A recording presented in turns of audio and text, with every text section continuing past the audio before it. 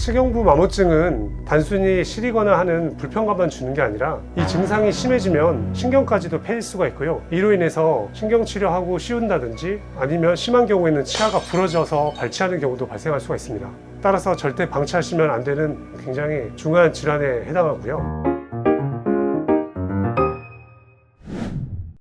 안녕하세요. 임플란트 달인 임달 박영준입니다. 혹시 이런 적 있지 않으셨나요?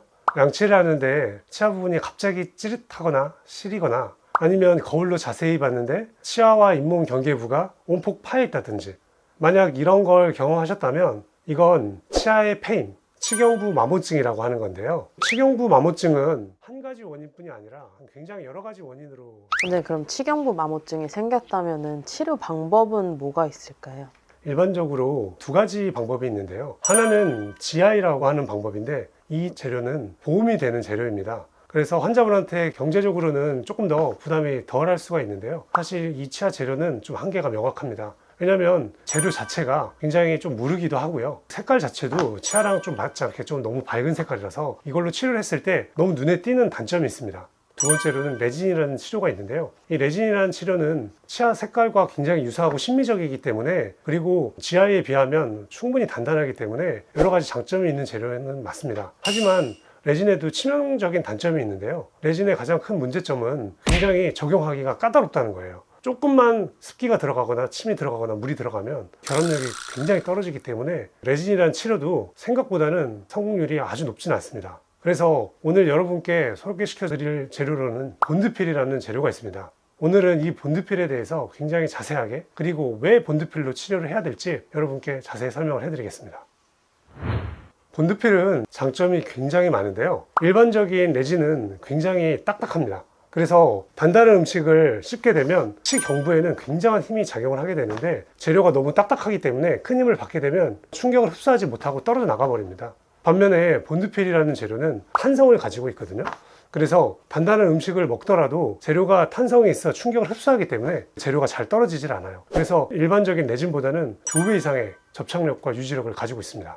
그리고 신미성이 굉장히 우수합니다. 본드필도 약간의 투명성을 가지고 있는데요. 이 투명성이 치아에 빛을 투과를 시켜주고요. 이런 재료의 특성으로 인해서 치아에 적용을 했을 때 굉장히 자연스럽게 어우러지는 장점이 있습니다. 그리고 치아의 시림을 굉장히 많이 감소시켜 준다는 겁니다. 일반적으로 레진 같은 경우에는 조금이라도 그 치료 과정이 미흡하면 시리거나 치아가 통증이 유발되는 경우가 굉장히 많은데요. 반면에 본드필의 경우에는 그런 가능성이 굉장히 낮습니다. 적용하는 데 있어서 까다롭거나 수변한 환경이어도 부작용이 일어나는 경우가 굉장히 적고요. 치아의 민감도를 낮춰주는데 굉장히 효과가 크기 때문에 여러 가지 장점이 굉장히 많고요. 또 레진의 경우에는 이 재료를 굳히기 위해서 우리 광중압이라는 빗을 사용하게 되는데, 이때 이 빗을 쬐는 과정 중에 그 재료가 수축을 하게 돼요. 그러면서 치아하고 재료 사이에 미세한 틈이 발생하게 되는데, 이로 인해서 시림이라든지 이런 다양한 불편감이 발생하는 경우가 많거든요. 반면에 본드필은 이 광중압이라는 과정이 없고 재료 자체가 자체적으로 붙기 때문에요. 치아하고 재료 사이에 거의 틈이 없이 완전히 재료와 치아가 붙기 때문에 이런 치아의 민감성을 유발하는 경우가 거의 없습니다. 본드필은 유지 기간이 얼마나 돼요? 우리가 보험 재료인 GI 같은 경우보다 레진이 그 접착력이 보통 한 2배 이상 된다고 보고 있고요. 그 레진보다 본드필이 2배 이상 접착력이 되는 걸로 되어 있습니다. 그래서 본드필 같은 경우에는 GI보다는 4배 이상의 유지 기간을 가질 수 있고요. 레진에 비해서도 적어도 2배 이상의 강한 유지 기간을 가질 수가 있습니다. 그러면은 사실 가격이 조금 걱정이 되는데 가격은 어떻게 될까요? 본드필이라는 재료가 레진보다 훨씬 고가의 재료이기 때문에 치료비가 조금 더 비쌀 수밖에 없는 부분이 있는데요. 하지만 분명한 건 그 유지력이라든지 강도, 치료 결과를 생각하신다면 치과 상의를 하시고 그 부분을 고려하셔도 충분히 만족하실 거라고 생각하고 있습니다.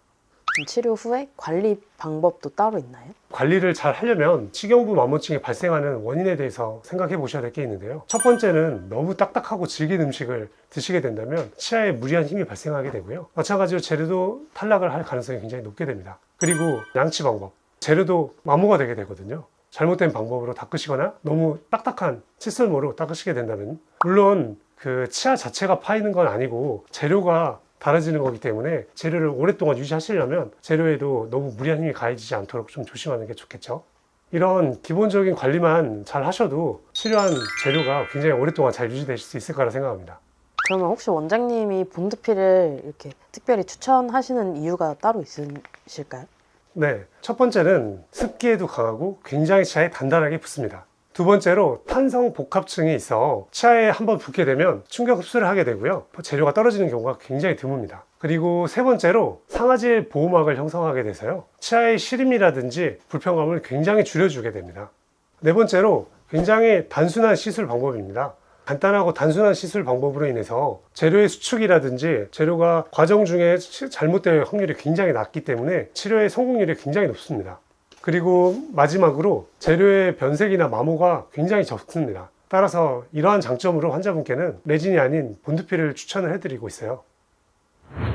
치경부 마모증은 단순히 시리거나 하는 불편감만 주는 게 아니라 이 증상이 심해지면 신경까지도 패일 수가 있고요. 이로 인해서 신경치료하고 씌운다든지 아니면 심한 경우에는 치아가 부러져서 발치하는 경우도 발생할 수가 있습니다. 따라서 절대 방치하시면 안 되는 굉장히 중요한 질환에 해당하고요. 만약에 여러분께서 치경부 마모증을 발견하셨다면 꼭 치과에 가셔서 치료를 서두르셔야 되겠고요. 단순히 레진으로만 치료하지 마시고 한번 본드필에 대해서도 문의를 꼭 드려보시길 바라겠습니다.